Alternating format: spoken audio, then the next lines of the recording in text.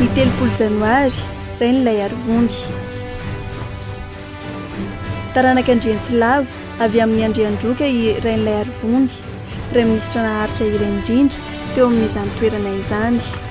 Praiministra tamin'ny fitondrany Ranavalona voalohany irain'ny arainy, izany hoe fianakaviana manana ny maha izy azy teo amin'ny fitondrana no nipoirany.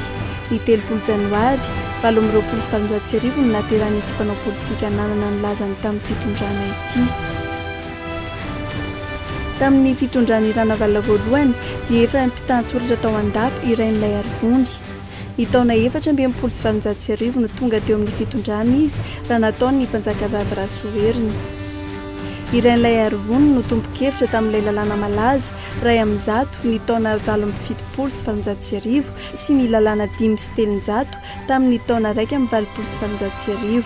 Mpanjaka telo vavy no nametraka fitokisana tamin'ity praiministra ity teo amin'ny fitantanana andraraham-panjakana na dia mpanjakavavy Rasoeriny 1770 ka hatramin'ny 1770.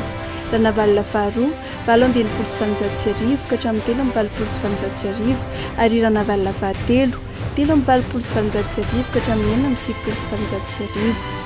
Tamin'ny fotoana nanjakan'ny Ranavalona faharoa dia irain'ilay arivondy no nampanorona ilay lampam-panjakana teo Andravevaratra ny taona 1770 ka ilay misionera anglisy Bilpolna no nandrafitra sy ny fanorenana ny lapa teo amin'ilay trano kotona naoriny irain'ny aro. Lehilahy tsy nanaiky lembenana irain'ilay arivondy niaro hatrany ny fiandrianam-pirenena tsy hoseny vahiny. Mendrika ny alain-tahaka teo amin'ny fitiavan-tanindrazana nananany. Olomanga ny firenena maty tany Alger renivohitra Algeria izay toerana nanaovana sesitany azy ny 17 Jolay 1990. Efa taona tao aoriana io vao tonga teto tanindrazana ny taolam-balony ny 4 Oktobra 1900.